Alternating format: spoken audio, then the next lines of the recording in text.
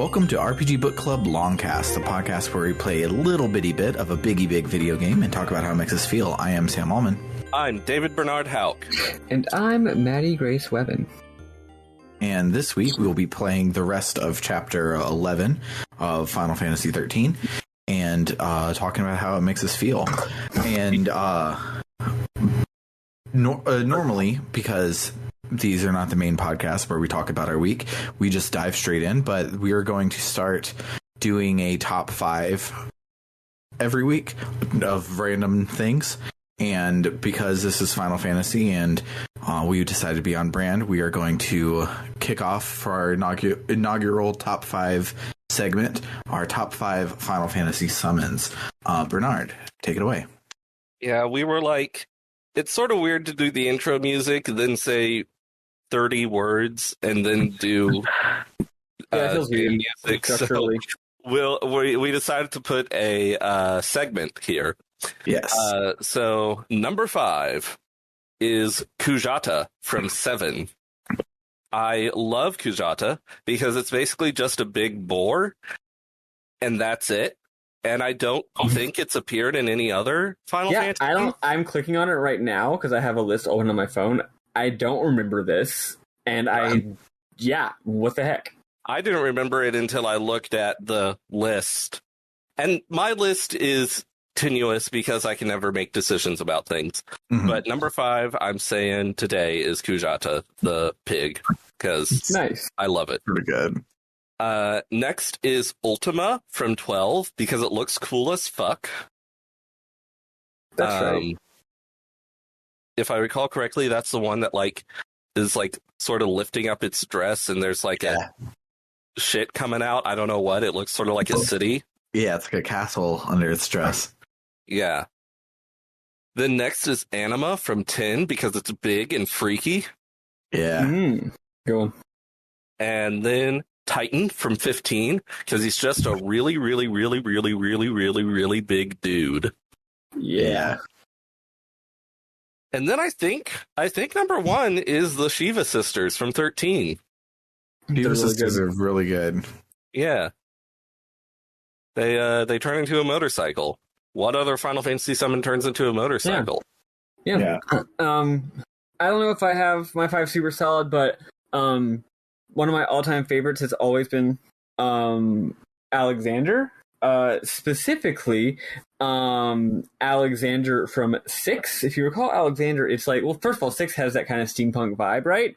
And Alexander is already kind of a steampunky machine. It's first of all, what is it? When you're doing FF6 though, what it looks like is it looks like a giant fucking vehicle or tower. It looks like some kind of enormous walking Titan factory thing. It's clearly a machine of some kind. And it's suspended by steam. It's shooting steam out of its bottom part treads.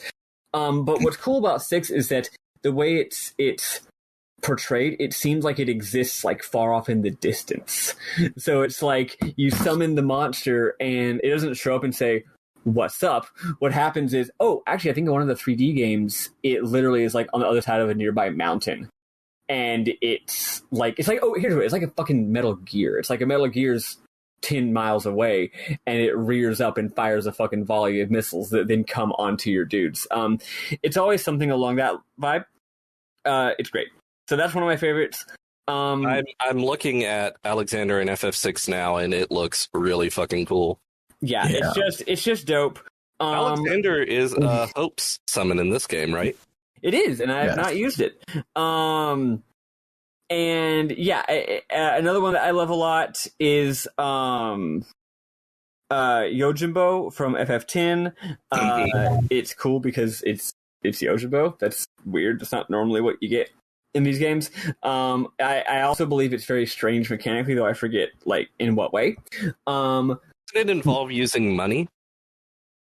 Yes, it does. Yeah, some kind of money thing. Another one of my favorites is the one in FF7 where I actually forget what it is. It might just be like Moogle or Cactuar or something. I don't remember what it is. I actually just remember the mechanics of it. The mechanics of it is that it does 1 point of damage for every time you've run away in the game.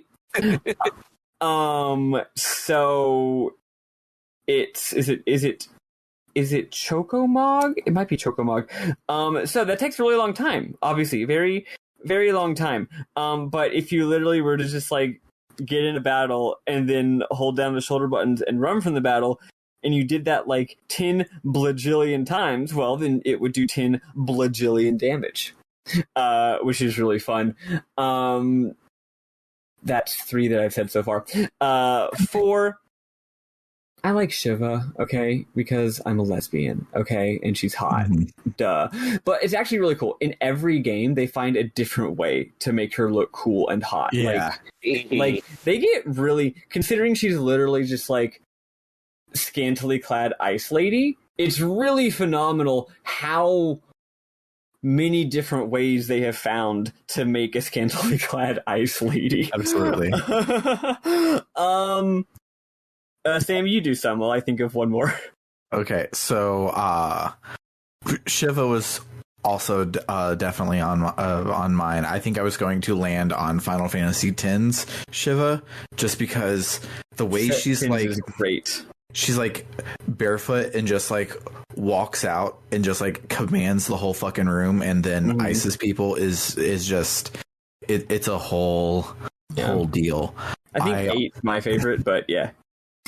8 was like I was like waffling back and forth between it, but I did land on 8's Ifrit. There's just something about that Ifrit that I like. I also really love Anima, but in the interest of not just saying the same things, I'll say something that's not exactly the same, but Alexander, but in Final Fantasy IX, because the whole first town is the town of Alexandria, and then you come back after the whole summoner subplot has happened and you realize that the whole town is Alexander. I had totally forgotten that. I did not remember that. That fucking rules. It's fucking... I remember now, but I had forgotten. Yeah, that's so It's cool. been so long since I've played 9. As usual, FF9 is like the ultimate fan service game because they're like, we know Alexander is the coolest summon in the series, so we're going to give it the special treatment. Yeah. Let's see. Do you have any more? Yeah, I got one more. I forgot about this. I literally had forgotten until just now. Zeramus appears as a summon in FF12. Zeramus, aka the boss of FF4. That's stupid and funny, and it looks good. So I love that on principle because FF4 is awesome, and Zeramus is a great looking boss. Let's see. I think I need 2 more. I really like the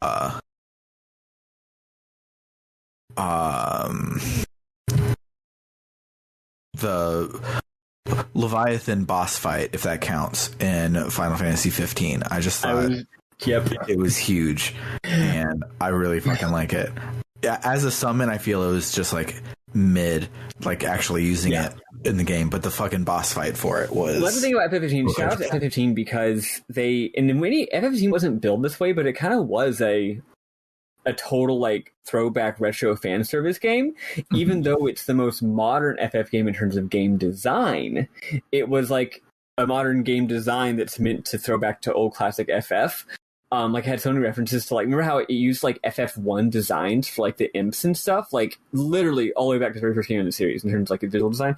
Anyway, they really highlight the summons because in that game, every summon, it's not just a thing you acquire. It's not just a battle. It's a whole fucking plot beat, right? Like Titan is this whole fucking thing. Rama is a whole fucking thing. Leviathan is an outrageous fucking thing where it's like the whole town is in this crisis because Leviathan's attacking it. It's this like hour-long sequence. They really make every summon insanely cool in that game. Yeah. Let's see. So my last one I think I will just no, actually, I was going to be vague, but then I remembered a specific thing. So another shout out to Final Fantasy 15. Their Bahamut being a giant fucking Megazord fucking rules. That's the best Bahamut. I was going to blanket statement just Bahamut in general. Every time you see him, he's the fucking coolest thing in the game. But specifically Final Fantasy 15's Bahamut is like when you get it there at the end, I like hooted and hollered. It was it's very drastically different because Bahamut's been in every FF game and they always come with different ideas for it, but he's still always like a flying winged dragon. Mm-hmm. So to make him a bipedal, like you said, literal Megazord, so cool. Mm-hmm. All right, your last one, Maddie, and bring us home. That's all of them. That's it. You did 5? I thought you were down 1. No, I didn't. Well, whatever. I just wanted to shout out FF5 in general, or FF15 for being dope overall. That's it. Yeah, but all of them rule in FF15. All of them could easily be tied for first. So yeah, let's now listen to some Final Fantasy 13 music and dive into the plot for the week.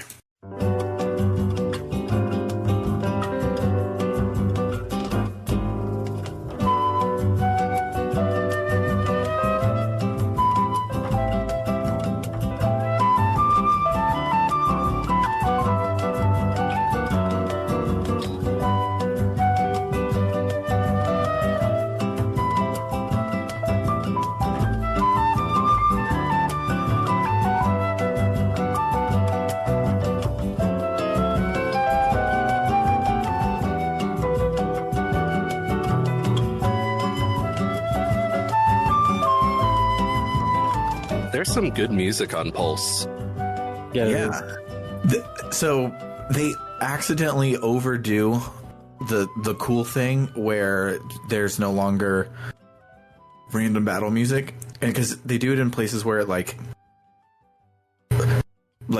Erba wasn't like, it was thematically important, but it wasn't like dramatically important, and yet they took away the random battle theme to just have the Erba music, and I feel they did that like 2 or 3 times this week, and I don't think any of them really.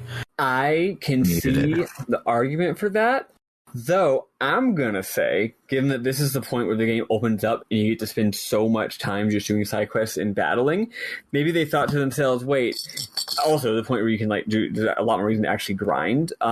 Maybe the game designers were like, wait a second, if people are going to be doing a whole lot of grinding, maybe we should make them not have to listen to battle music so much.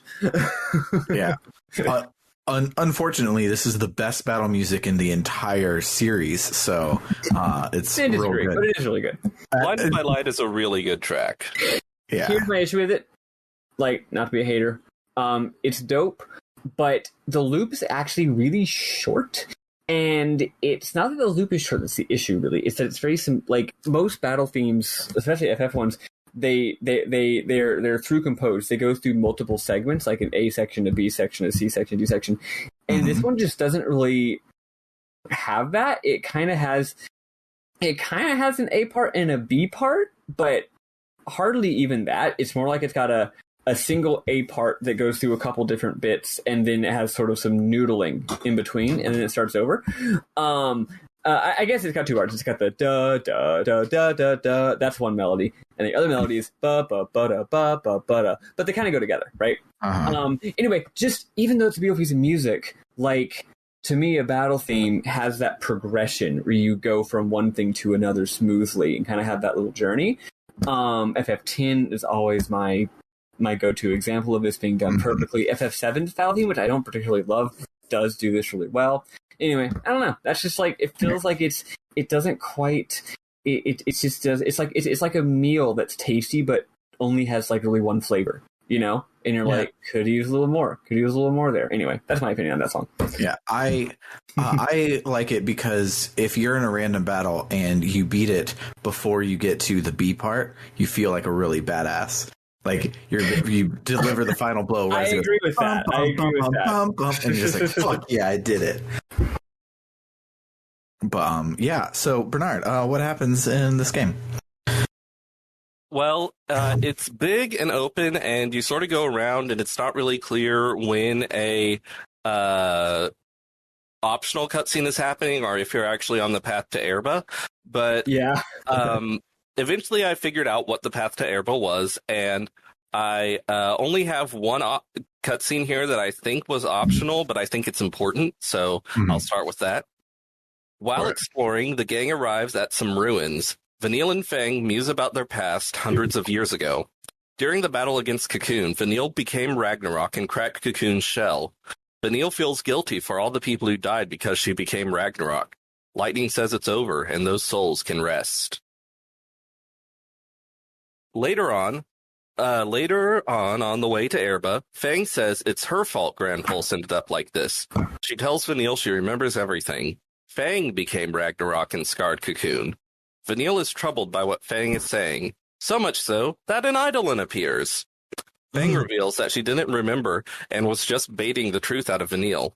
They fight the Eidolon Hecatonchire, which is pretty cool, I gotta say. Not my top 5 summons, but Hecatonchire is pretty cool.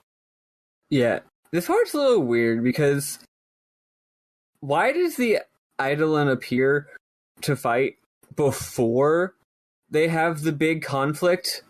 I don't know. Right? Like, it's really weird that happens. You'd think that if you reveal your big secret to someone and then they get mad at you, that would be when you would have the big Eidolon appear. It's weird. Yeah, this is sort of like Hope's Eidolon appearance, where it just sort of doesn't make sense.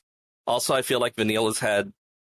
I mean, maybe Vanille just wasn't showing the strong emotions when Fang was talking about her past, but I feel like Vanille's had stronger emotional bouts earlier in the game.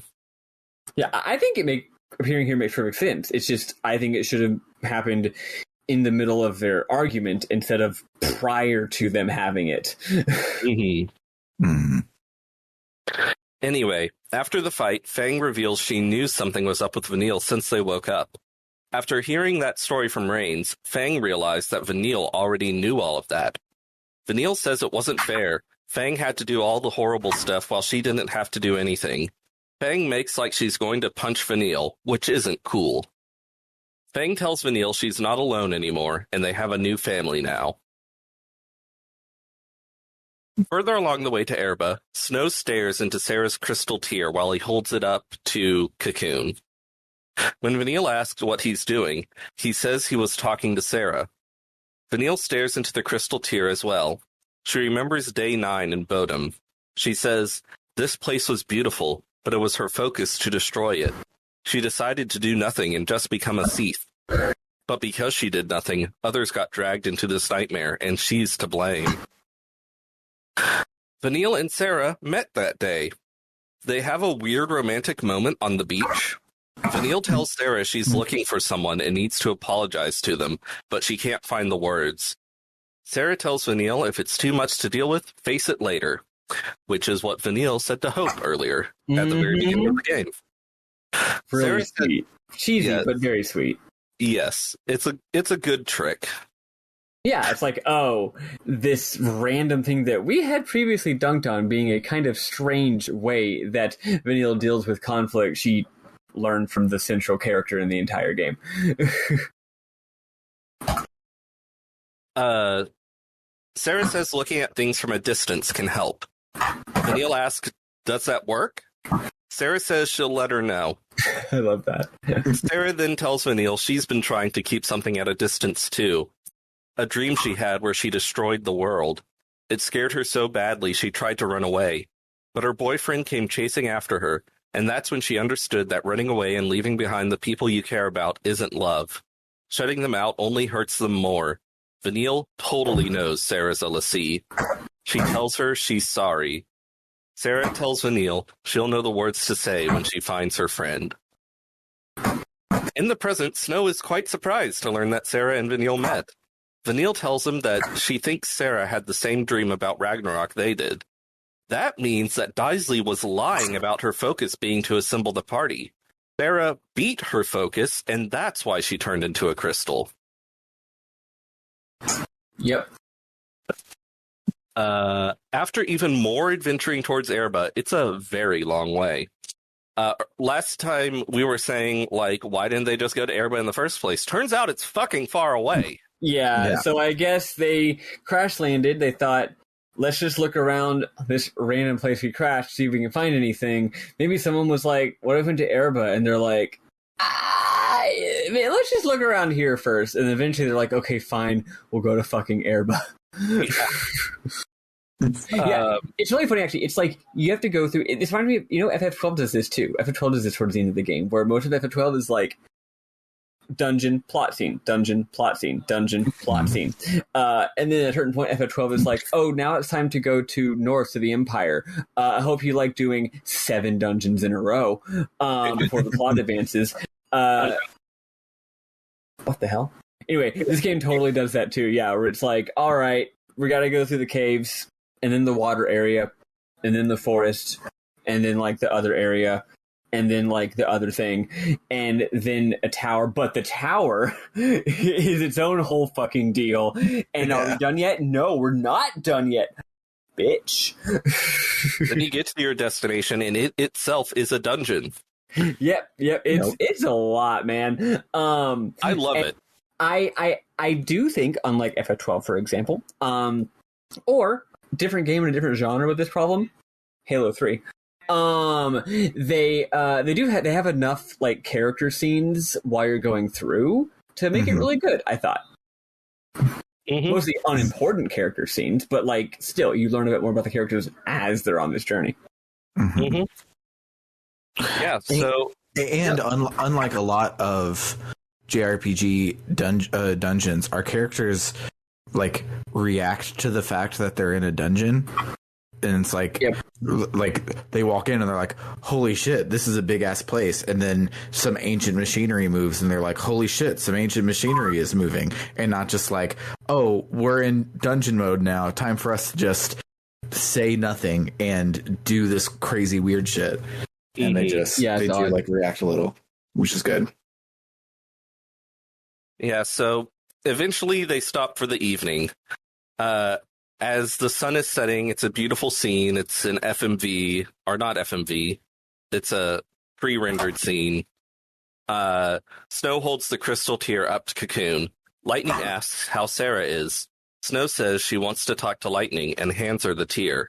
Lightning looks into it, then fucking slashes her sword at Snow. She says Sarah wants to know what his plan for when they get back is. They are getting married, right? Don't let Sarah down, Lightning says. She tosses the tear back to Snow. He says this tear will be Sarah's last. Lightning says that's all she needed to know. It was real cute. Zales. Holiday sale now. Someone, I mentioned this before, someone said on Twitter that FF13's cutscenes are all directed like perfume commercials. I know I just went with jewelry, but I couldn't think of the name of a perfume brand. But, like, this is the most that the game has ever been. Like, like, when we last left these characters, they were just, like, on, like, a mountain, like a foresty path. But then in this FMV, they're in a different location. We don't know how they got here. In this, like, this, like, endless, like, fucking Sonic 2006 ass, like, field of these little, like, flower thingies. And it's just like, how did they get here? Did they go here just to have this conversation? And the whole scene is just them doing, like, dramatic, like, poses and doing things that, like, look cool and looking at the camera. And yeah, it's just, like, pure, like, aesthetic image making. It's so fucking bizarre. It's from a dialogue standpoint, it's actually a lovely little scene. It's amazing how much the relationship has changed over the course of the game. Snow asks, "We will see Sarah, right?" Lightning tells him not to go there. No room for doubt. We'll see her again. You convinced me of that. So stay strong. That's so good. Snow says, don't worry. They'll finish this, then go see her together. The next day, they come to an absolutely massive tower they need to pass through to get to Erba. The Falsi Dahaka lives there and creates trouble for them as they ascend the tower. Okay. Just so you know, the last sentence, a Falsi lives there and creates trouble for them as they ascend the tower, is like 5 hours of gameplay. Yes. This tower has like 7 floors, and to get through the floors, in case you weren't doing the crystal side quests earlier, the Seath side quests, here you have to. And each floor is like, yeah, man, go kill this monster. Four different dudes being like, yeah, go kill this monster. It's all really good and fun, but good lord, is it a lot. Also, it is one of those dungeons where it's one of my favorite dungeon gimmicks ever, which is a dungeon where a tower where the sections rotate. You might remember this thing from such things as Metroid Prime, when you get to like the snowy space pirate base, right? You got a big whole rotate bit. And you even, just like Metroid Prime, rotate in order to make like this elevator segment line up with like this like magnetic sort of like track that you can go on. So it's this really cool, complex little puzzle block dungeon. But it's not really a puzzle at all. It's go and do the one thing you can do, and you just see it all happen, which is a damn shame. It is, yeah. It's you're not figuring out how this giant complex contraption works. You're running to the next waypoint. Yeah, it does let you do a lot of cool, not necessarily like puzzle solving dungeoneering, but figuring out how the twisted hallway that is the map fits together to get items and stuff that I really liked. I felt this one was the most like JRPG dungeon of the whole game. Yeah, there are a few times where you're like, hey, an item over there. Wait, I can't get there from here. My map doesn't show a clear path. Oh, if I go back down the previous floor and then go around and then go back up, then I'll get it. That's fun. So you have a little bit of that if you're trying to get all the treasure chests, for sure. Also, after this dungeon's over, there's an optional one that requires a bit of, still not really thinking, but you got to do a little bit more shenanigans. Mm-hmm. Yeah, I really enjoyed my time in this dungeon, but I would still be like, another floor, huh? Man. Like, I feel like having a sequence where you go linearly, horizontally through, like, 5 different biomes, if I was doing this part of the game where I wanted to depict characters going through a very long journey, I would either make them go through 5 different biomes, or make them go through a fucking 10-floor tower. I would not do both. Well, they did one the first day, and they're doing this one today. Yeah. While going through this giant ass dungeon, you do the first set of side quests on floor 2, and then you take the elevator, and it takes you all the way up to 4th floor.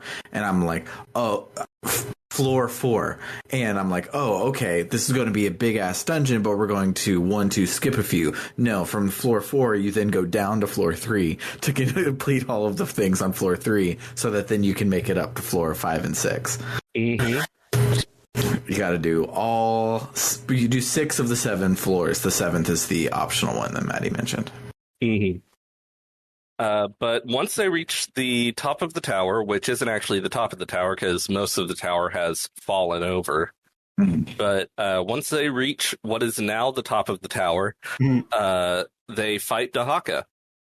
I got it my second try. How did y'all do?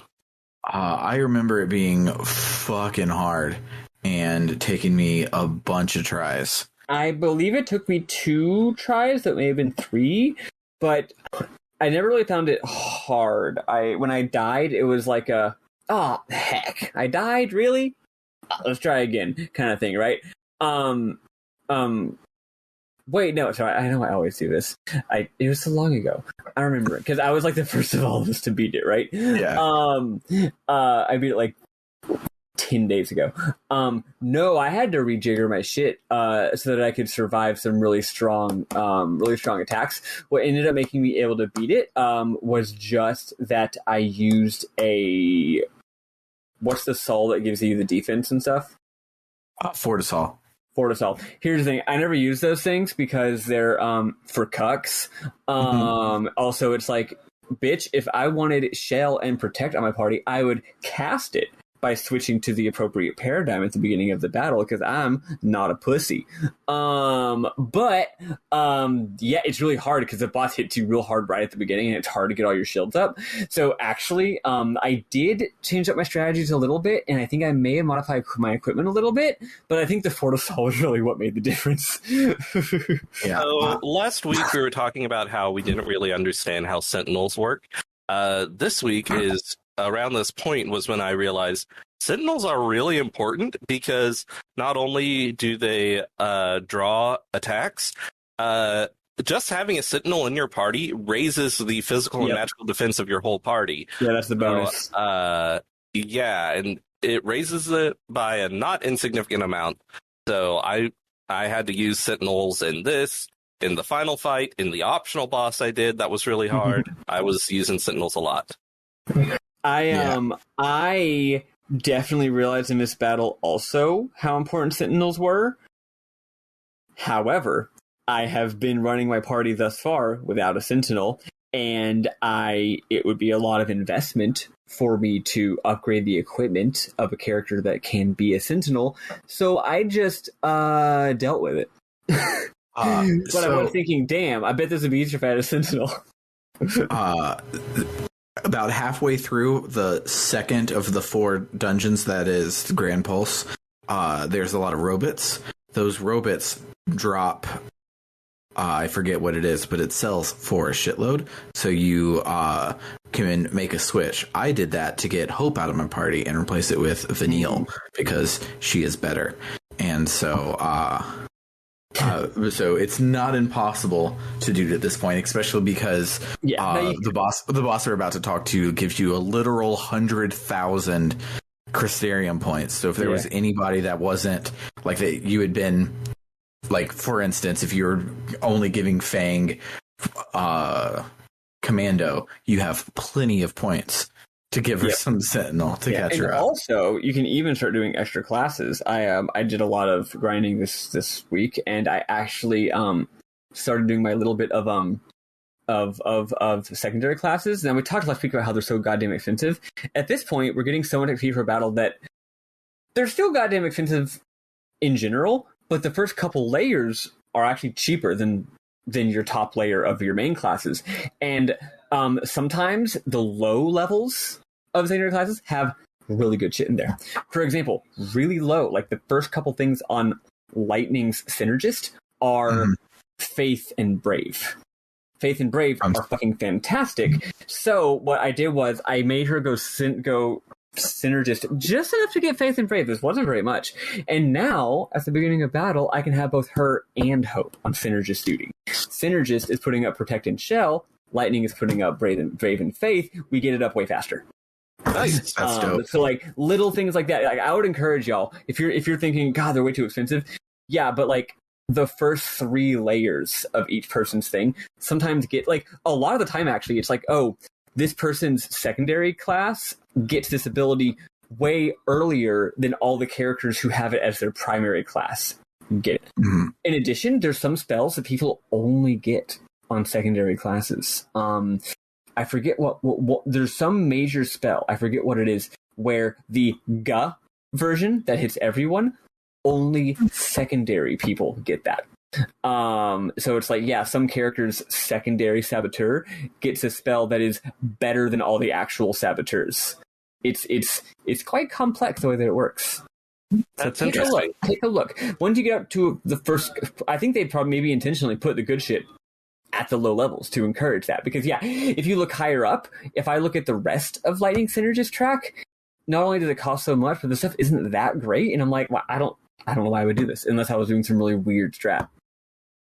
Right now, I am running with Lightning, Fang, and Vanille, except I swap out Vanille for Hope if I need a Synergist. Yeah, that's basically where I'm at. I have Hope as my backup, but Vanille just hit real hard with her magics, so I let her do that. I usually keep Vanille because I find she's a better healer. Yeah, I think the reason I changed is Hope doesn't get raise, which is stupid. And I need my healer to have raise. It's very important. He does get it, but it's very high up. It's like on his final track. And like, for so much of this game, it was me and Hope and Vanille, and the enemies would like, if they kill Hope, it's no big deal. But if they kill Vanille, it's like, fuck. Yeah. And so I was looking at switching for that, and then I saw without any like accessories attached, she had the same basic magic attack that Hope did, and I'm like, yeah, okay, she can join the party. It'll be fine. I don't normally do this kind of thing, but I did in fact look at that one really good the HTML walkthrough on it, Game FAQs, which is incredible, by the way. I did actually look at its like strategy guide, like character build strat, what character you should use, what weapons you should use. I said, you know what? I'll see what they have to say. I've played almost the whole game using my own brain. I'll see what they have to say. And they pointed something out that I hadn't noticed, which is, in retrospect, obvious. Lightning has definitely turned into a Ravager, not a Commando at this point in the game. Absolutely. Fang is your Commando. Yeah, like she switches. Like Lightning at the beginning of the game was a little bit... She's always been a balanced character. She's a little bit better as a Commando than a Ravager, but it's still a better Commando than most people.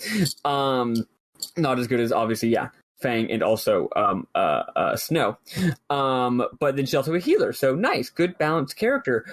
But yeah, as the game goes on, I hadn't realized, but now at this point, 35 hours into the game, she's a way better Ravager than she is Commando. So whereas she used to just pile on the damage, now she's not as good at that. So instead of it being like other characters of support, but the character that the player controls is the one doing the damage, now either you don't use Lightning as your player character, or you have to bring someone else in to be the heavy hitter, which is it. It's, again, I had not realized that until the internet told me. So now I'm like, oh, so I should be using a different weapon than what I'm currently using for her.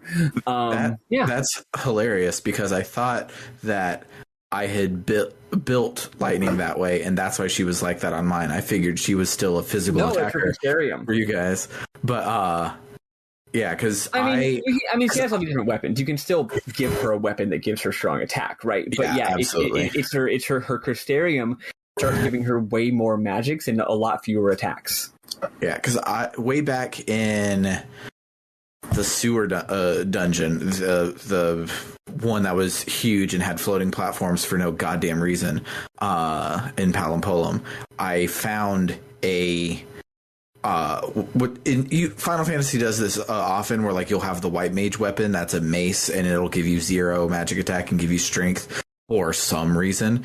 And so I found that for Lightning, and because of my party comp at the time, like I needed more Ravager, and so I was like, okay, well, fine, I'll do the one that gives her, that makes her a caster instead of an attacker. And then I started leveling it up, and then the end of that chapter was where I leveled all of the weapons to sky high, and so just kind of cemented that she was going to be a magic attacker.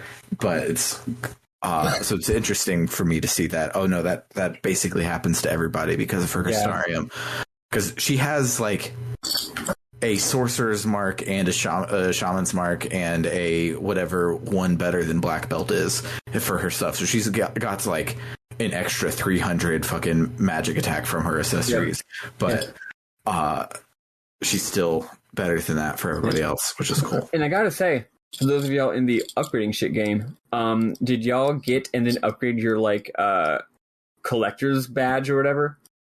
It never occurred to me to upgrade the collector's catalog, I think it's called. Oh my god! So it's possible to get 2. So collector catalog turns out, basically the whole crafting and weapon modification thing becomes way more of a thing in this part of the game. Not so much because you need to do it more, but because it's way easier to actually get items, because item drop rates are really low in this game. So the collector's catalog raises the drop rate of items. The upgraded collector's catalog, which isn't just put points into it, but actually transform it into a new item, raises the drop rate of just rare items, but not regular items. So you actually want both. And you do end up getting both. I believe one of the side quests drops collector's catalog, so I had it way earlier than maybe y'all did if y'all weren't doing as many side quests. But yeah, that really raises the amount of items you're getting dropped, which means you have a lot more you can actually do with it. Also, boy, did either of y'all do chocobo stuff? No, I never even found it. No, I found the chocobos, but I hadn't done. There were still like 2 quests I needed to do, but I really wanted to get on with the story. Right, well, I'll go ahead and tell you right now. I'll go and tell you right now, it's really annoying. You do this whole quest. It's a very special quest. The quest is like, hey, here's a magical red energy barrier. We can't get past it. And the quest is like, oh, if we do this quest, it'll get rid of the magical barrier. And of course, when that happens, what is the game very obviously implying is behind that magical barrier? Something cool, something awesome, right? So you're like, oh, I can't wait to get behind that barrier. You finally get there, and it's a chocobo forest, and you're like, oh my god, it's chocobos! I finally get to ride chocobos. And you see on your map, there's even little symbols where there's chocobos, and you're like, oh my god! But then you can't ride the chocobos. And what happens is, and there's not even like a quest chain. It's not like, welcome to the chocobo farm. Do you want to ride the chocobos? Let's do some quests. No, you just. Cool, I guess I can be here now and look at the chocobos. Fine. Yeah, it doesn't explain to you you've got to do more quests. I was like running up against the chocobo, like, where is the mount command? So then you run out and you're like, okay, I guess that was fine. Sure. Really weird that they very obviously gated that with the magical red barrier just so that I could go in and say hi to the chocobos. And then you just keep doing quests, and a random quest that you do later that has no indications related to anything is like, oh, a monster is picking on the chocobos. Go save the chocobos. So then you go back to that area, kill the monster, and then you can ride chocobos. It's so weird and random that it's just unrelated. Very dumb, very annoying. I was really excited about riding the chocobos. Turns out though, the chocobos are awesome. They're fucking fast. If you hit an enemy, you just take 1 chocobo hit point of damage and just keep going. You don't have to have any battles. Chocobo hit points recharge, by the way. And also, you always get these prompts where it's like, oh, there's an item nearby hidden. And it's like the item, it's basically like playing hot and cold. Like it beeps faster when you get closer to the item. And then you dig up the hidden item, and the items are always fucking fantastic. We're talking like a item that is just good for selling, and it sells for like 60,000 gil. Or like a catalyst for transforming shit. Or like it's all insanely good shit like that. It's cool. Nice. I want chocobos. Yeah. I know that you get to return to Pulse later if you want. I might go there and do the chocobo quest. Would recommend, not just because chocobos are fun, but also because, again, you do reap some pretty dope benefits, like primarily shit tons of gil from this. I forget what else you find. I think you also find other good stuff, but like, yeah, the items that sell for 60k gil are quite good. Mm-hmm. Anyway, Dahaka. We took for a while. We fought Dahaka. That's we beat right. it. It disappears once we defeat it. The party looks out in the direction of Erba and sees it's in ruins, and there were supposed to be flowers, but there's not flowers. And Fang is like, we're chasing shadows. The idea of losing our brands is hopeless. But Hope is like, it's not hopeless. I'm Hope, and I'm here. And he encourages everyone to keep going. So they keep going. They reach the ruins of Erba. Hope asks which house Vanille lived in. She and Fang say everyone in the village lived together. All the houses are theirs. And maybe this is just me living in a property-based society, but I kind of feel like you would sort of settle on one as the one you usually go to sleep. But whatever. It's like, it's cool that she's being like, yeah, we all live in a commune and there's no, like, property, but like, yeah, it's, you think just out of like human habit, it'd be like, yeah, well, like, this is, I like this one. Here's where I keep my stuff. Yeah. Someone's confusing the concept of private property and personal property. And here I thought this game was about the Communist Party. They would never make that mistake. They continue through the village and end up walking down a very long bridge with lots of enemies on it, and the enemies are hard to dodge because the bridge is narrow. Mm-hmm. They see Sarah in the distance, ? As she approaches, she says some weird prayer about Ragnarok. She says she was waiting for them to open their eyes. She hugs Snow. Thaz thinks this is suspicious. She says she knew what was happening the whole time she was asleep. She kept trying to think of a way to save Cocoon together. For reasons that weren't clear to me, Snow suddenly pushes her away. The Pope's owl flies overhead. Sarah says there are no gods with miracles to save us. That's why we have to call one. Destroy Orphan. We'll save the world. Lightning reaches for her sword. Sarah says, "You can't do that. You love me too much. Don't you, Claire?" Sarah turns into Daisley. Snow tries to punch him, but it's not working. And this is every time he tries to punch the Pope. Daisley says the world they wish to protect now faces the end of days with no hope of salvation. He says the people of Cocoon have been coddled by the Fal'Cie and grew to fear change and anything alien. They're ready to explode at the slightest spark. He says he resigned, appointing Reigns as the new Primarch. Reigns is just a puppet now. Daisley suggests he'll get cavalry to take out Orphan. Or maybe he'll feign the howling of Pulsian wolves and let the people of Cocoon slaughter each other. Either way, the end is at hand. He turns into Bartandalus, and we fight him again. How did this fight go for y'all? So I beat it on my first try, but it took me 26 minutes. The estimate was 11 minutes. And I figured I had just done it wrong. Because when I brute forced the airship battle, it was actually really easy, and I just fought it for 30 minutes and survived. I thought I was doing that again because I was so far off estimate. So I looked up the guide on what the one weird trick is, and the one weird trick is spend 26 minutes fighting the boss and hope you don't get doomed and die, because it's just real big and real hard. And I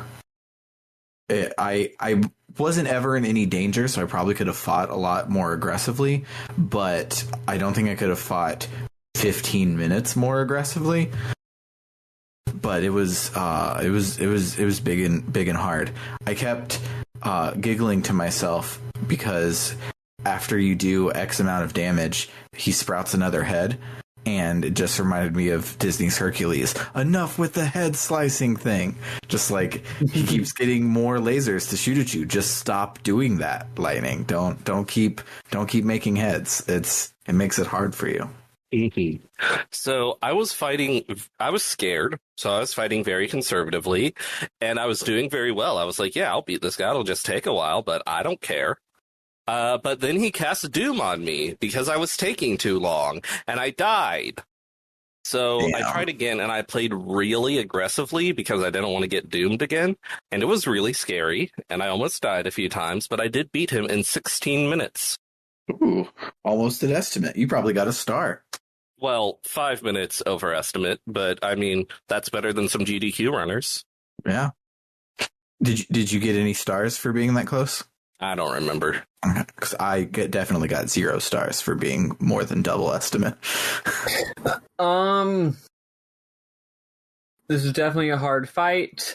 But as I mentioned, was pretty decently leveled at this point. I don't say over leveled. The game actually scaled up quite a bit.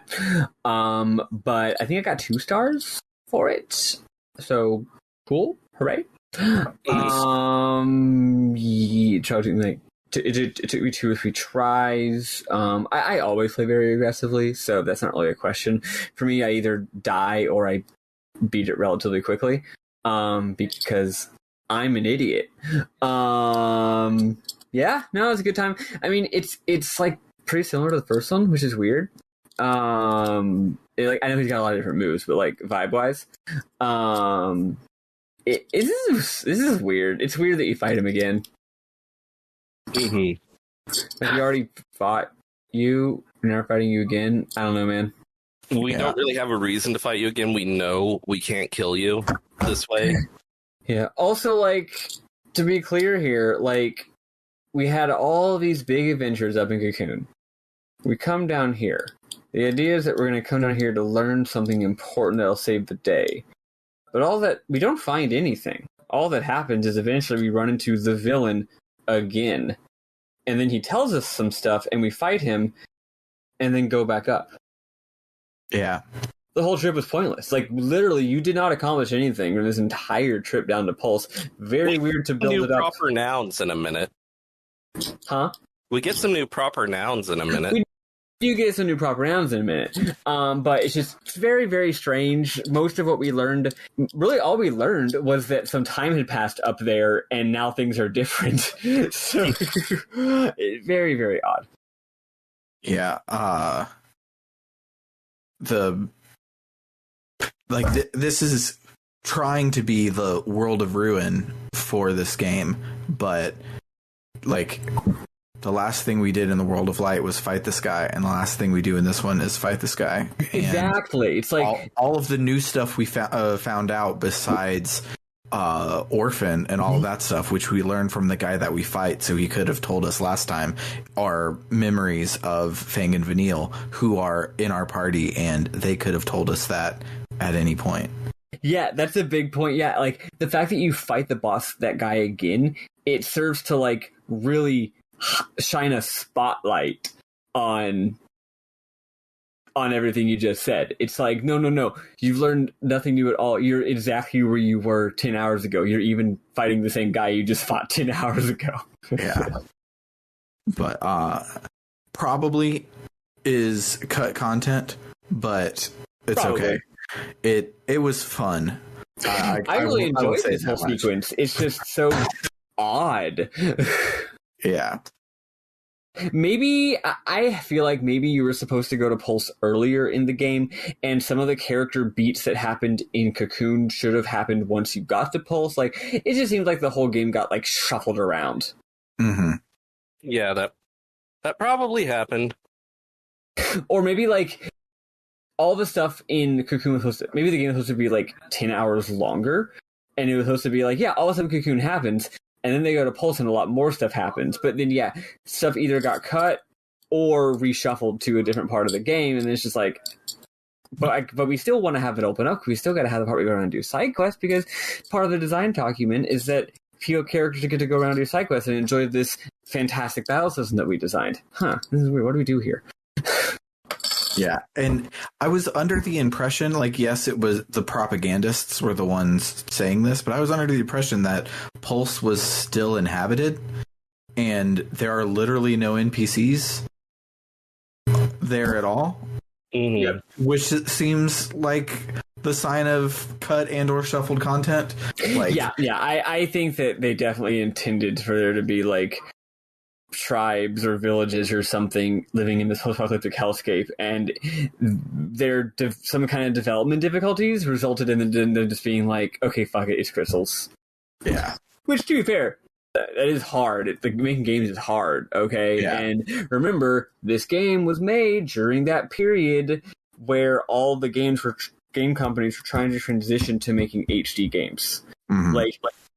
And this was the Crystal engine was a bespoke engine they made for the game. So, like, yeah, like every game studio, especially Japanese studios, not because they're Japanese, but because they're mid-budget studios.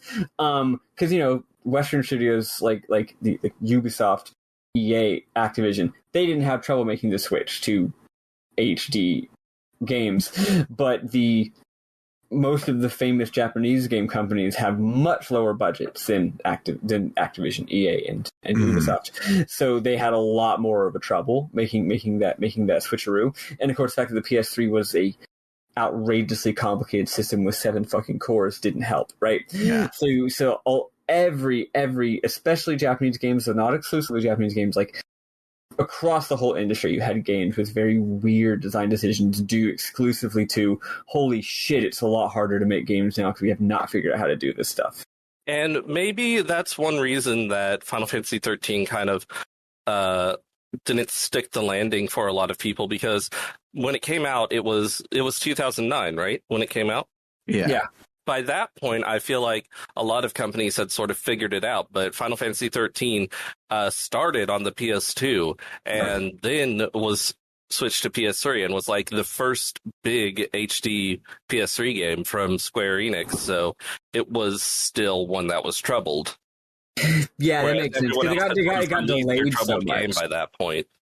Yeah, totally. And I mean, the fact that it was delayed so much is also signs to its development troubles. Yeah, absolutely. And again, like, if you look at games that came out in the years 2006, 2007, 2008, 2009 on those next-gen consoles, from both sides of the Pacific, you see so many examples of this exact kind of thing. Mm-hmm. Mm-hmm. All the best practices of just the very assembly line, like, here's how a game development pipeline works, they just stopped working for a good 4 years or so. Yeah, my favorite factoid to highlight how weird it was to transition from the PS2 to the PS3 is Persona 3 and Persona 4 both came out after the PS3 was there. Yep. Persona 3, I think, was actually like 2 months before, but like people had already had pre-orders for the PS3 when Persona 3 came out. And then there was a whole nother Persona game on the PS2 before coming to the PS3 on its last days with Persona 5. Persona 3 came out in Japan on July 13th, 2006. And the PS3 was in November. November 2006? Yeah. I just looked it up to make sure I remember. Okay. I was remembering the I was thinking, right. wait, it was PS3 2007 and 360 was 2006, but no, 360 was 2005. Yeah, 360 jumped down a little bit, very early. 2005, good lord. Fucking weird. Yeah, Halo 3 is another example of games that fell in this weird, and that's an enormous budget game, but it still fell in that weird, how do you HD video games vibe. Mm-hmm. Man, it's like when you remember that the PlayStation came out in 1994. Yeah. Good lord. Insane. Yeah. Like, the fact that N64 came out in 96, that's normal. That makes sense. That's reasonable. But I'm like, 94 is the year that Final Fantasy VI came out. Like, Chrono Trigger was 1995. Like, you can't tell me the fucking PlayStation came out in 94. That's insane. I don't believe you. The Sega Saturn also came out in 94. Yep. Yeah. Yeah, no. Because in my brain, it's like, okay, that first generation, not actually first generation, but you know what I mean. NES generation, 85 to 90. SNES, 90 to 95. PlayStation, next generation, 95 to 2000. No. SNES came out in 91 and PS1 came out in 94. Well, the real answer is that back in the day, the generations were much more staggered. They didn't have the idea of, like, let's all get together and make our new consoles at the same fucking time. I mean, Sega Genesis came out in 1988. Yeah, it was actually, because what it was is, it wasn't a cycle, it was hopscotching. Each company tried to make a console better than the other one, the one that already existed. So you had the NES, and then Sega was like, we're going to own the NES with the Genesis. And then Nintendo was like, we're going to own the Genesis with the SNES. So grouping them together as, like, parallel generations is actually a little funny to do, because that's not really how it is, even though it feels that way. Yeah, and the different generations, like even NES and SNES, they overlapped each other a lot longer than they do nowadays. Like nowadays, I remember when Gun came out for the Xbox and the 360. I was like, this is so stupid. But now I have an emulation device that has Zoop and Zool for literally everything, because they all have the same release date. It's like, oh yeah, Zoop came out for the Game Gear, the Genesis, the NES, the SNES, and the Game Boy, all on the same day in like 1991, because all of those were still relevant in 1991. What game are you talking about? It's some puzzle game from back in the day. Okay. It's on everything. So it's like, when I saw it, I was like, oh, like, it's an NES game that then got ported to all of these things. No, it was a multi-platform game, and all of the current platforms in 1991 were like spanning 3 generations. The Sega Master System apparently was produced in Europe until 1996. Wow. After the Saturn came out. whack. Yeah. That's absolutely wild. Yeah. What the console generation that blows my entire mind is the original Game Boy is Oh my God, yes. 1989 to 2001. Yeah. Absolutely insane that it launched. Because, like, what games is it most famous for? I don't know. Pokemon Red Blue, which came out in 98, right? Or, like, going back a little bit, like, actually, I can't even think of anything come out in, like, the 94, 95 zone. Mario Land, Metroid. Six Golden Coins. Wasn't that? But those are like, maybe. But yeah, but like Mario Land 1 and Metroid 2, those were like 91 or so. But it's like, no, that shit launched in 89, dude. Like, yeah, it's freaking nuts. Link's Awakening was early, and of course, everyone's favorite, For the Frog the Bell Tolls. Yes. For the Frog the Bell Tolls, Link's Awakening style remake Switch win, Nintendo. I want that so bad. Like, they could reuse a ton of the assets from the Link's Awakening remake. It would be great. I would love it. Release it as sort of a budget game. It would be great. Yeah. Anyway. What was the Prince was his cameo there in the remake? I can't even remember now. I believe it was. That's a very good question. I don't remember. Yeah, I don't remember at all. I'm like 90% sure it was. Yeah, I burned through that remake in about like 3 days, so I don't remember anything about it. I just remember vibing. That game might be one of the biggest counterexamples to like the outrageously dumb idea of like hours of gameplay being like value. Like I went into Link's Awakening remake knowing that they added almost nothing to it, and it's like, here's this classic game. We didn't add anything to it. It'll take you a couple of hours to beat. It's got the most incredible graphics you've ever seen in your absolute goddamn life. Also, it does have a smooth scrolling screen, which is a huge change, and I'm not sure if I'm going to like it or not because I haven't played the game yet. And yes, we are selling it for $60. And a lot of fans were like, $60 is too much. And I'm like, again, I knew going in what I was getting. And what happened? I did nothing but play that game for 2 straight days. I beat it. I'm never going to play it again. It was incredible. It was my game of the year, and I'm really glad I paid $60 for it. Didn't the 3 of us all play a single copy? I think so. I gave my copy to you, Bernard, in exchange for Yoshi's Woolly World, Crafted World. If that eventually made its way to Sam, then yes. Yes. I later gave Sam that copy of Link's Awakening. Yeah. That game was like, I knew exactly what I was going to get. I got it, and it was fantastic.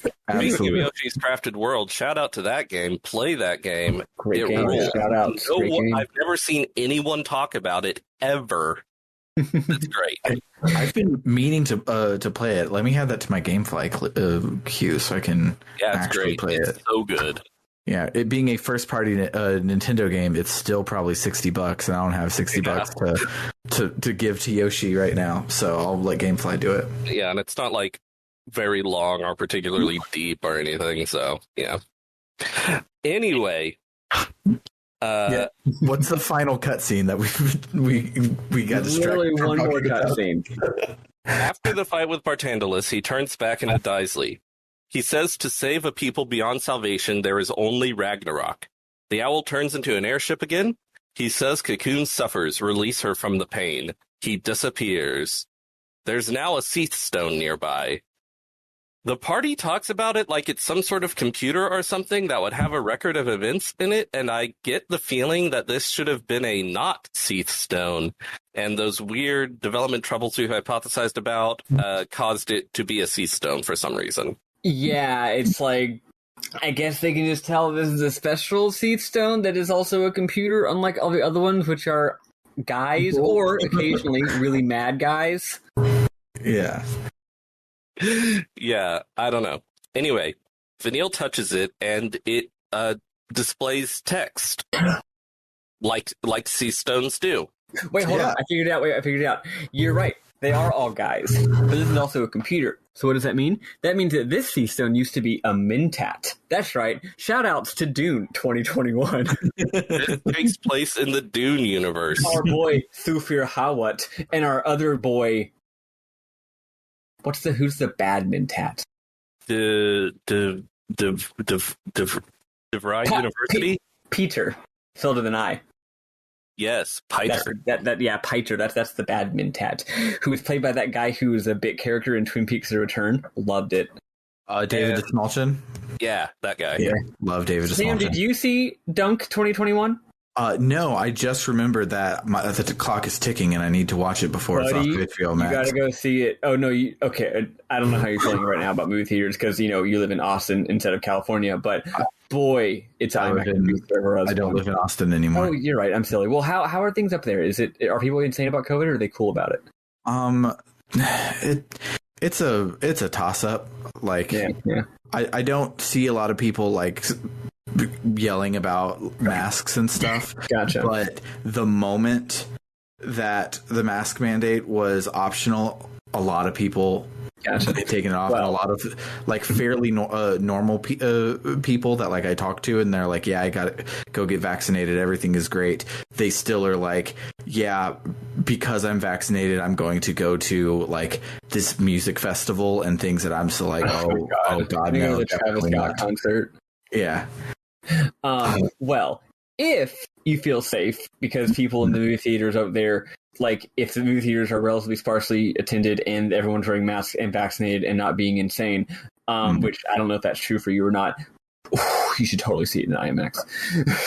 Also, I assume it's probably hard to get out to see a movie when you have 2 young children and it's not a children's movie. Yeah, and we don't have Flicks Brewhouse or Alamo Draft House for my god, what a terrible state. Yeah. there may be an Alamo somewhere, but it's not close to me, and I don't know if any of the ones here do Mommy Mondays or anything like that, but then to do that I would have to take off work and also be okay with Scarlett watching Dune 2021, which I don't know if it's okay for Scarlett to watch Dune 2021. But I would have to figure that out with her there. I'd say probably, yeah. She probably, I don't think there's anything upsetting in it. There's really no language, really no sex. There's really not even that much violence, at least in terms of like bloodiness. She would probably just be bored. I don't think she's not really the target audience. Yeah, she would, because of its ponderousness and loudness and like droning quality, she'd probably fall asleep. Speaking of similar things, we did start watching Star Wars because we watched them all as a kid, and she loves Star Wars, but she loves the concept of Star Wars. She doesn't remember what it's about. We were reading one of her Star Wars like nursery rhyme books, and she was like, oh, like, what is this, blah blah blah blah, and I'm like, do you not remember? And I'm like, what do you remember? She's like, I know there's a girl and it's really cool, and so we started rewatching it. Girl in Star Wars. Yeah, and so we started rewatching it, and I'm hoping that I like Star Wars again by the end of it. But she gets kind of bored in Star Wars, but thankfully Star Wars is incredibly episodic, even without each movie being called an episode. So if she's ever seems like her mind is wandering, within like 10 minutes probably there's a good stopping spot, and we can just keep watching it later. But yeah, that was fairly related. Did we finish talking about this cutscene? No. Okay. So Vanille touches the Sea Stone and it shows text. It says, Cocoon, where the slaves of Lindsay dwell, is the enemy of all life fostered by Pulse's sacred hand. Sora Falsi determined Pulse's will, chose l'Cie and gave them a focus. Become Ragnarok and bring about the end of Cocoon. And so the beast arose, defeated Lindsay's hateful Falsi, and prepared to tear Cocoon apart. But her providence betrayed our l'Cie, draining Ragnarok of its strength. Their focus only half complete, the l'Cie were taken to the enemy's land by Bartandalus, curse his name. And the goddess said, l'Cie who rest upon Cocoon will reawaken, however long they may wait, and Ragnarok will rise again to tear the land from its seat in the sky. Her word is absolute. The gang despairs, wondering if there's anything they can do to save Cocoon at this point. Snow says as long as Falcia are around, the fight will never end. They gotta kill Daisley. And I'm like, we already tried to do that twice, and it didn't work. Saz is like, what about Orphan? Fang says we have to protect it, but Lightning says another war will just break out down the road. We can't make people stop fighting. Hope says it's not a question of can or can't. Even if only one person listens to us, we've gotta try. Vanille violently shakes Hope and says ripples can make waves. That was my one mim-mom for the week, is that fucking choice that Vanille's hypothetical actress picked for that line.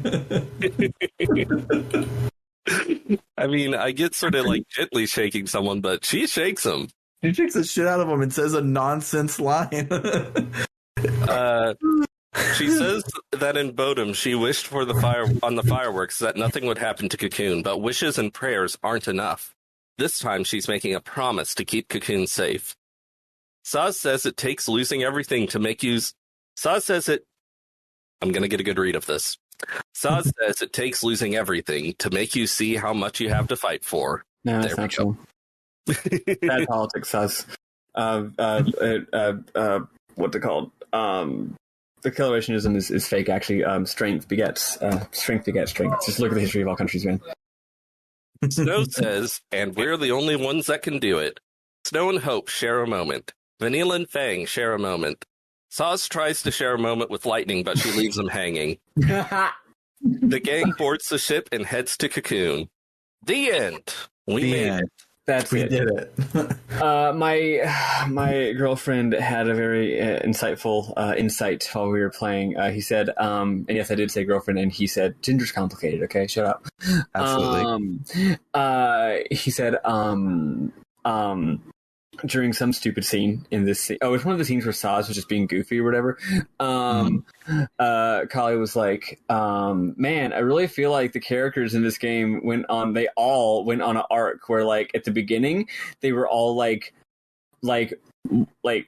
one note cutouts with a stupid annoying gimmick, and then they all went through this beautiful arc of growth and learning and conflict and change, and now that they finished their journey, they're back to being cardboard cutouts with one little gimmick. And I'm like, yeah, that's pretty accurate.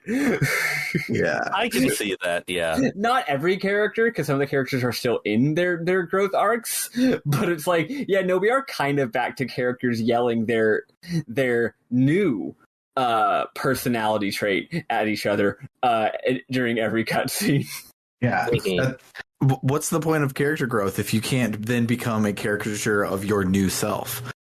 I mean, you know what? I am that 100%. I definitely am the same person I was 5 years ago, except the things that I'm yelling in every single conversation have just changed. Yeah. Speaking of things that you yell all the time and now I yell all the time, I brought up Speed Racer 2008 That's three right, times in my tracer today, my transition to success training today. I've actually you brought up Speed Racer in your transition conversations today. That makes a lot of sense, Sam. Yeah. I've actually gone out of Speed Racer. Not that it isn't still an absolutely goated movie in every single way, but it's sort of key lines that I really thought were very impactful and important. I don't agree with anymore. Over it. All right. All right, you heard it here first, folks. No more Speed Racer from Maddie Grace Webben. Maddie Grace Webben doesn't like Speed Racer. I don't not like it. I just think that the line where he says, "Racing's the only thing I know how to do, and I got to do something," is wrong.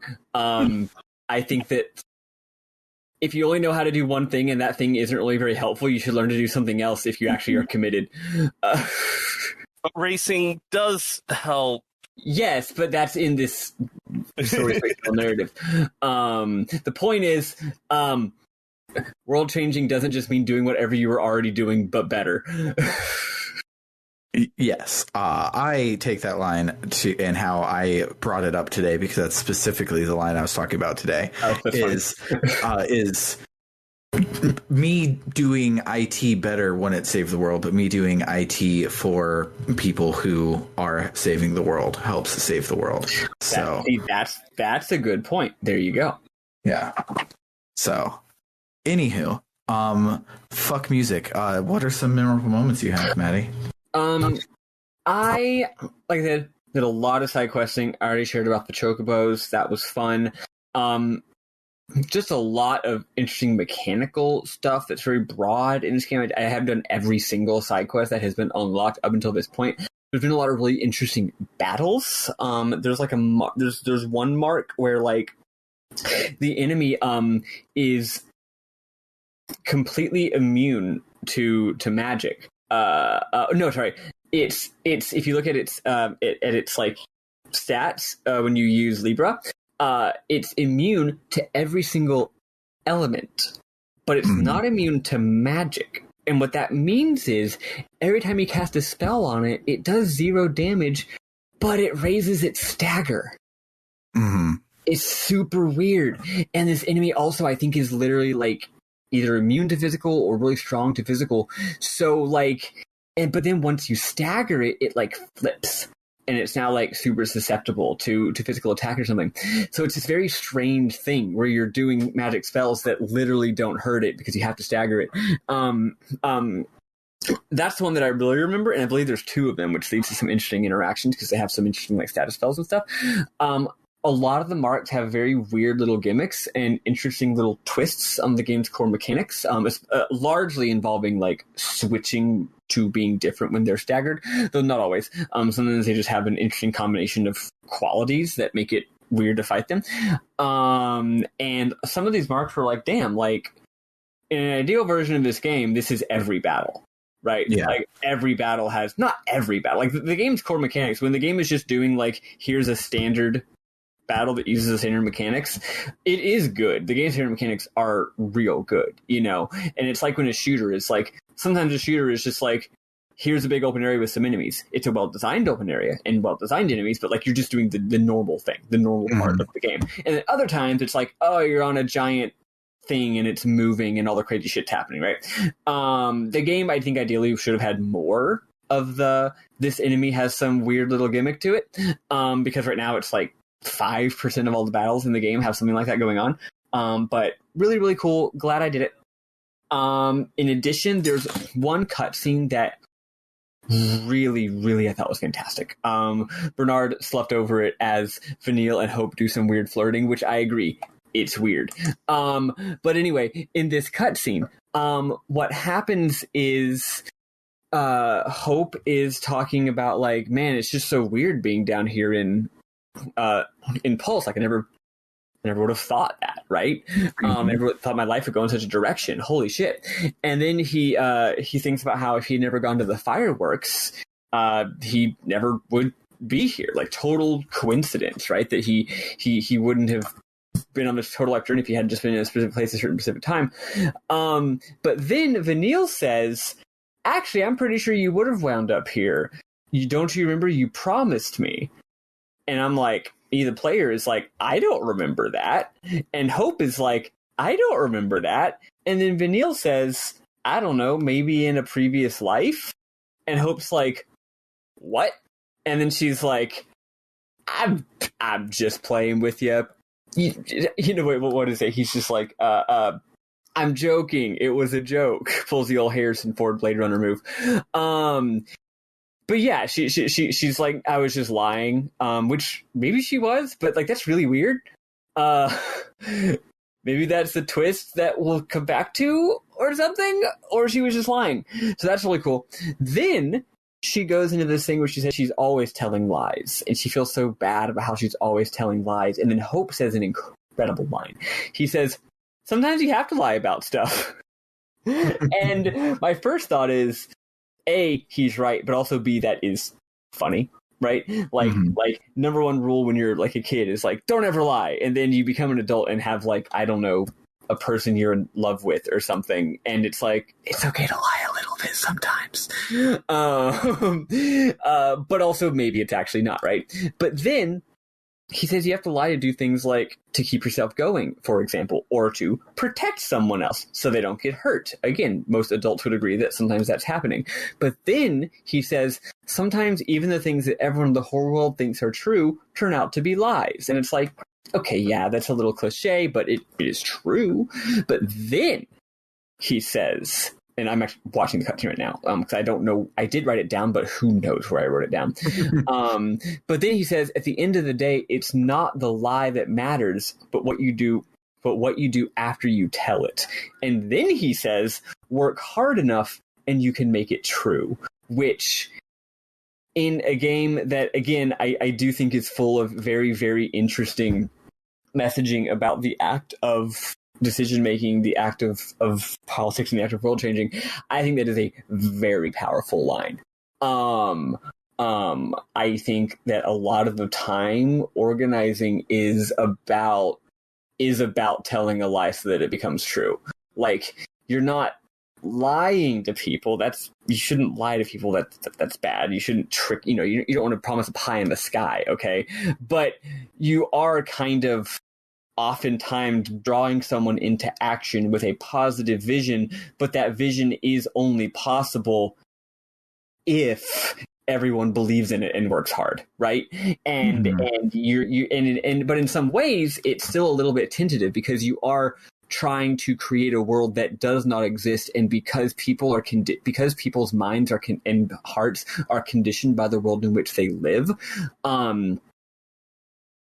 the only people who could really conceive a future world is the people who are in it, because they would be conditioned, their brains would be conditioned in such a way that it is possible for them to conceive the world that they live in. We can only conceive our world. So conceiving a world, it is actually impossible to truly conceive a fundamentally different world because only people in that world could understand it.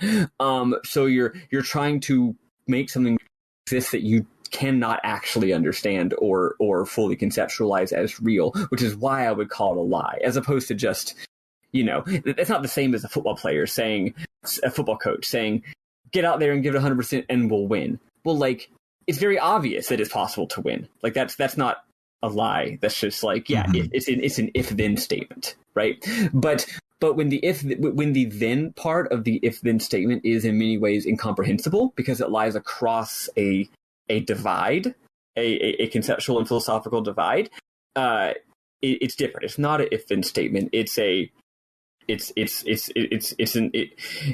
lie that becomes a because. It's really amazing. I thought this line was awesome.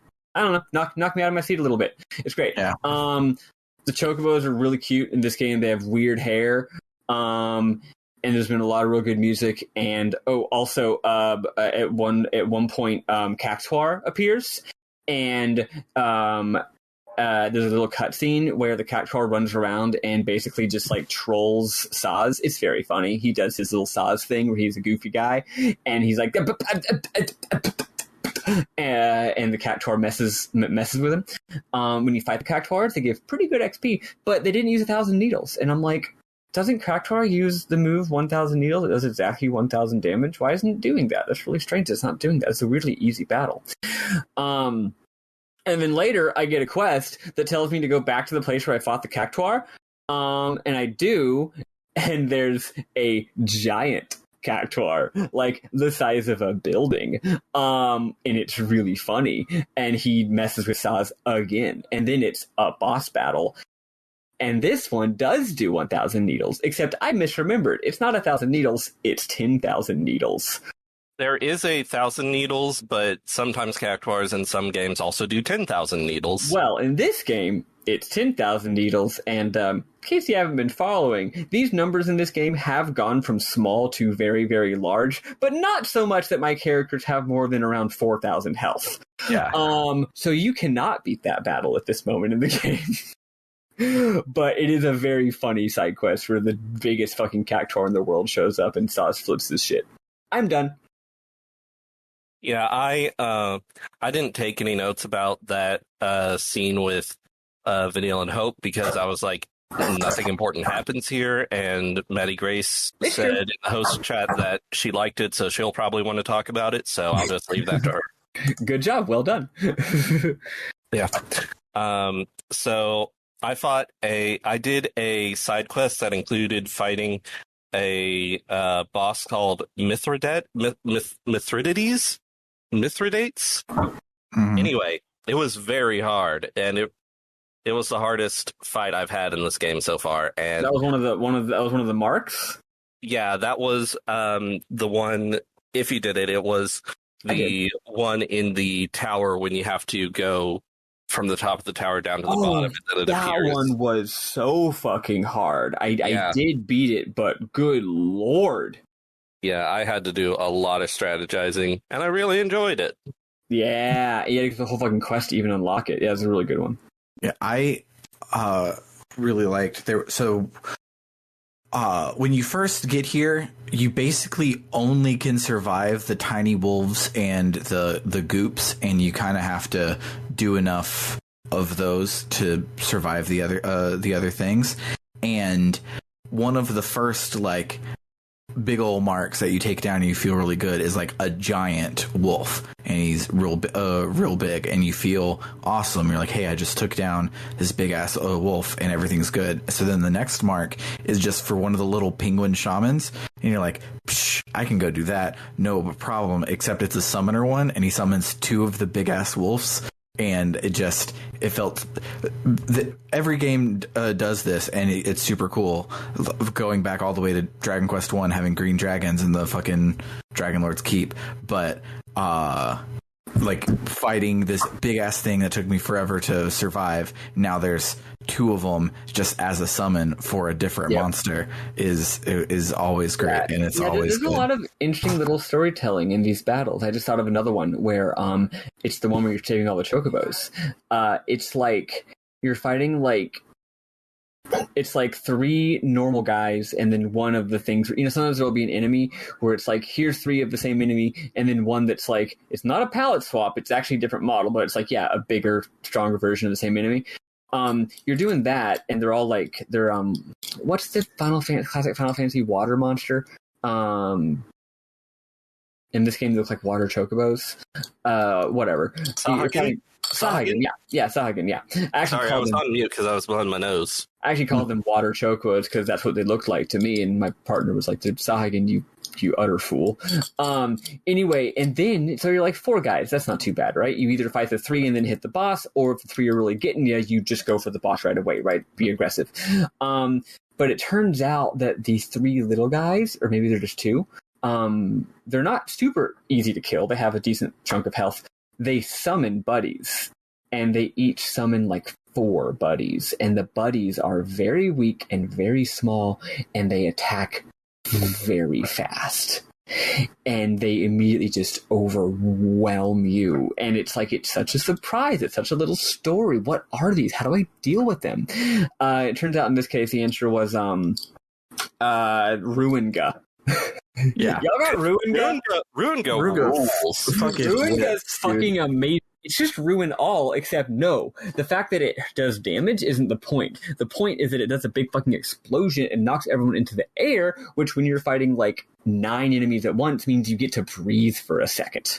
Yeah. That's the issue, that it delays their action with its big-ass explosion. I noticed the AI doesn't like to use the gust belts because I think, objectively speaking, they don't do as much damage. Mm-hmm. It's like, no, it delays all the enemies, dude. Yeah. I noticed a lot of weird things about the AI this week, like what it chooses when, especially as a Ravager. And so, like, I almost always want to do 5 fires instead of 2.5 Firas. Like, every time I want the more damage. But if like an enemy gets staggered, especially like when they get staggered, I want to hit them hard, but like I want to hit them hard like aggressively and not necessarily just casting off big spells because they take forever to get off. They take too long. Yeah. And so I noticed watching like my auto battle selection, watching that change and stuff like that. So, but one of the last missions to get the teleporter, like in Erba, is like 500 little Murloc looking motherfuckers, and so I go in there the first time, and they just overwhelmed me right away, because 9 turns is a lot, and they happen to all go after lightning and take me down. So the second one, I switched my default paradigm to include lightning as a commando, which I haven't used her as a commando in forever, for the reasons we discussed earlier. And the first thing she did was Ruinga, and I won the battle. It's like I went from being crazy overwhelmed and died very quickly to I won after casting a single spell, and it was amazing. Yeah, this game has a really cool escalation where the spells aren't just like it does more damage. It's like, no, this is a giant fucking lightning blast from on heaven, and most importantly, it lifts all the enemies into up into the ground for like up into the air for like 3 seconds. Yeah. Yeah, as me and Bernard were talking several times off mic, this battle system is really good. It's so unlike every other JRPG in a very unique way, where I get if you were going in expecting Final Fantasy VII and you got this, you wouldn't like it. Yeah. But as a raid leader simulator, it's kind of really awesome. Yeah, and as someone who and as in a context of an industry where like there's so many quote unquote like best practices for quote unquote good game design or correct game design, mostly coming from Western studios. It's like, if you don't do it this way, you're wrong. You know, you see so many games that it's like, I've ranted this before. Anytime I play a game where it's very clear that the roles are DPS, tank, and and healer, I'm just like, this is just the same.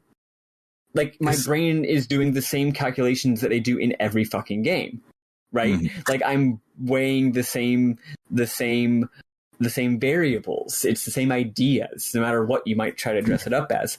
And then like you got like Dragon Quest has its own separate vibe that it's been developing for the last like 30 years. It's also the same thing every time, but it's a different thing.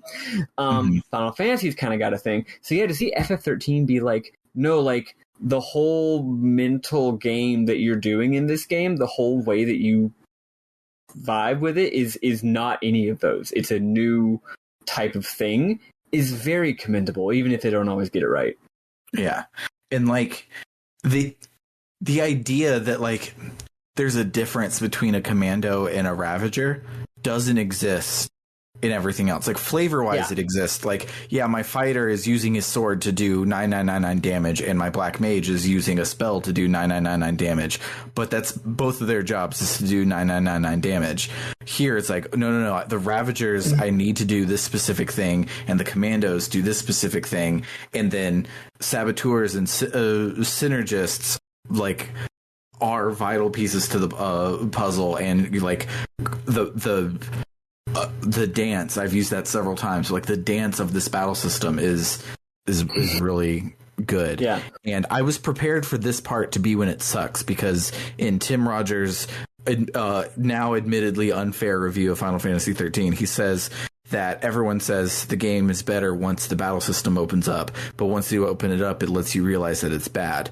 And I was expecting it to start to hate it here. And there were times where like I was just trying to go over the fucking hallway, and I had to do like 7 battles, and they weren't hard, but they took a long time, and like that kind of sucked a little bit. But that's a level design suck, not the battle system suck.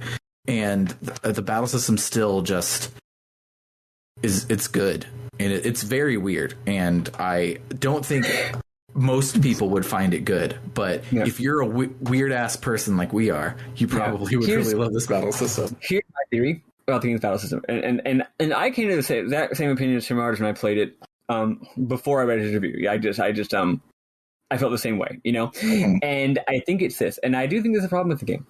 I think the game is really good if you're doing low level, like I was doing for a while, because then you really got to engage with it.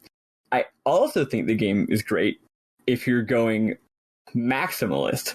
I'm gonna do every single quest, because not only does that, yes, that does trivialize a lot of the battles, but it trivializes them in a fun way, because you're like, how much can I kick this game's ass, right? And break it apart. And you get the higher level quests, the higher level marks, which are like really interesting and weird. I think if you're in the middle, the game doesn't work. Which is definitely where I would have been last time I played. If you're just trying to go through the story, you're not skipping battles, but you're also not doing all the quests. So you're just trying to get through the story. Because if you do that, yeah, you can beat every battle, but it will take a while. You're not digging into the mechanics a whole lot, but you're also not really being challenged a whole lot, but also you're not kicking everything's ass by being really smart, but also every battle takes 10 minutes. And I'm like, I'm imagining, like, yeah, if I wasn't either being super challenged on every single battle or enjoying the fun ways in which I can absolutely dominate enemies as quickly as possible using my fancy advanced techniques and weapons that I crafted and cool loadouts, if I was doing neither of those things and just wanted to see the next fucking cutscene, it would totally be a slog.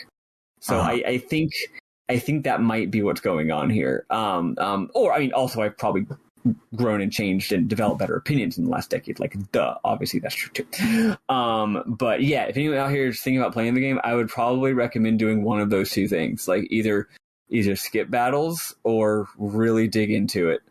Yeah, I think that it giving you a rating at the end of the battle is really great, because it sort of nudges you to try and really dig into the mechanics and not just beat a battle, but do it as well as possible. You know what? That's a good way to put it, Bernard. The game is very clearly trying to tell you, this game's got an actual battle system. We really think you should dig into it. We really think you should engage your mind and really actually try to learn it and put some effort in, because there's a lot of reward there if you do.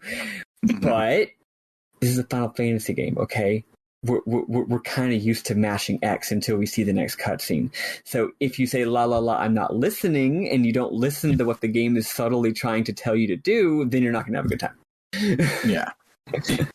And that's not to say that, like, I found that using auto battle, where basically I let lightning be controlled by the AI as well as everyone else. There's auto battle? The top selection is auto. Oh, yeah, but you still got to hit X. Okay, yeah. I thought you meant like you don't even have to do that. No. But like doing that is plenty in most cases, because the meat of the battle system is actually when you hit L1 and you are picking your paradigms, and that's part of it. And so I forget what my point was, but it was about the mashing X of it all. So it's like, because you have to tell it to auto battle every turn, you're still mashing X a lot, but it's because that's not the important part of it anymore. If you didn't paradigm shift, dig into that system, I can't imagine having a good time here at all. Yeah, totally. Anything else anyone wants to say before we wrap it up? I really liked Vanille and Sarah's little romantic beach date. I thought it was a really nice scene, and I just overall really like Sarah. I feel like she is a very good, I guess, damsel in distress who we want to save. She's a very effective, like, person that is everyone's motivation. I think they do a really good job with her. And I found it interesting when I learned she was originally going to be a party character, like way early in development. Weird. But they changed that a lot. Yeah. So, I mean, clearly things changed a lot during the development of this game, because sometimes this game doesn't know what's going on. Yeah. But, yeah, I really like Sarah. Yeah, maybe Snow's constant, like, we gotta save Sarah, was because originally she was currently, like, in trouble, but not turned into a crystal. I really like Sarah too, because when she, like, knowing that she's the protagonist of the second game and seeing in that first cutscene where she's iced from the very beginning and not a character. I was prepared for me to not care about her and like have to learn to love her in the second game when she actually has screen time. But she's like surprisingly developed for being just the damsel in distress, and I also really like her. I feel like I know her wants and needs from her own mouth and not just what lightning and snow say about her. I agree. Yeah. Also, I just really like that in a Final Fantasy game, people are like talking about their boyfriend and their fiance and shit. Thank God. Not like Final Fantasy IV, where it's like, Rosa is someone very special to me. It's like, can you just say she's your girlfriend? Like, what's going on? It's like, buddy, we know y'all just fucked in that like second cutscene in the game. It's not like.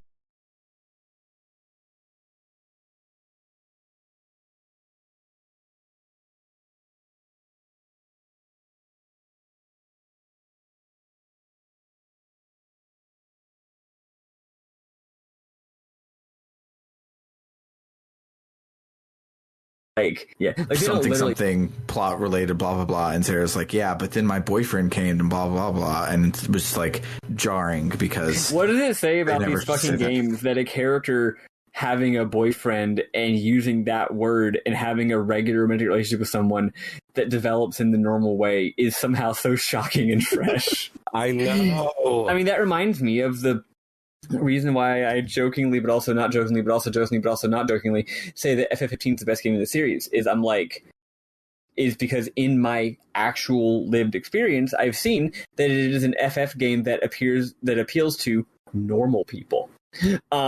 Because it deals with extremely relatable human issues, which is funny considering the like plot of the game. But yeah, just like hanging out with your friends, being kind of sad, having a girlfriend, all that, like all that normal shit, camping, cooking, having a good time, enjoying the good things in life, and your friends like being there for you, and like not them being there for you in like a yelly like anime Kingdom Hearts way, but them being there for you in that like y'all go fishing together, and that's more important. The 10 million times that you and your friends went fishing together and didn't talk about your feelings is more important than the one time they gave you a big speech about believing in yourself, actually. Yeah. That's what FF15 is about. Anyway, it's a game that appeals to normal people. And hey, FF13, weirdly enough, very unintuitively, maybe also appeals to normal people.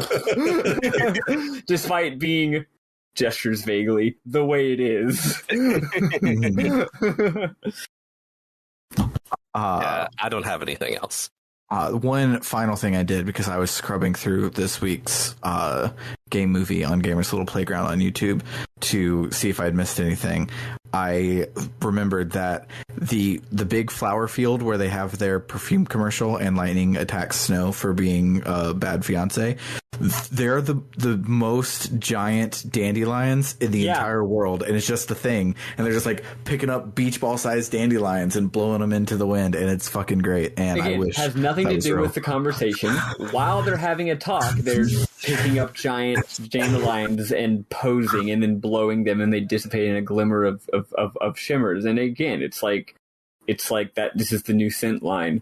Yeah, it's fucking dumb. It's fucking great. I love it.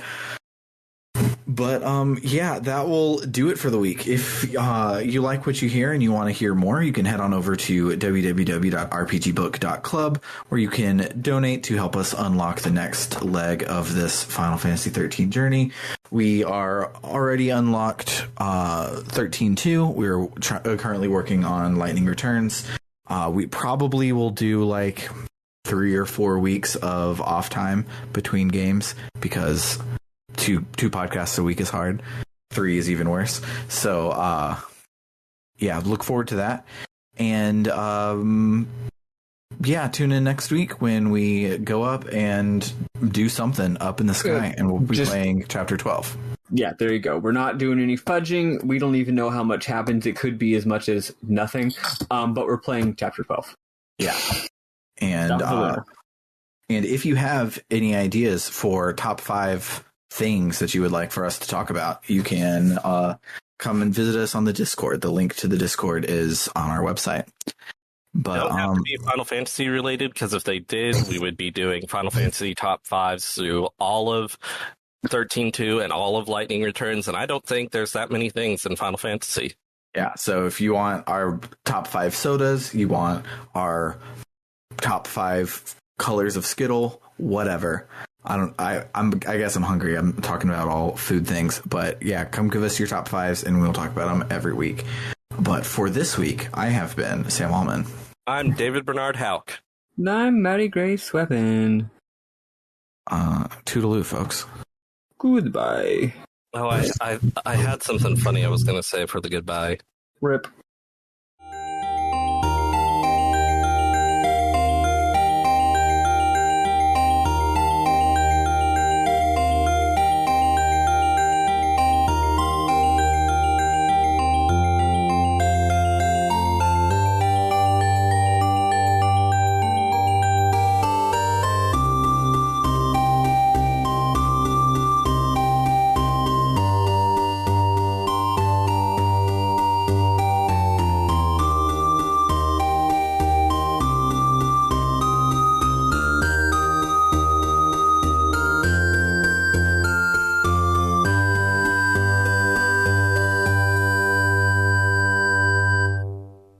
I remember what it was, but it wasn't actually funny.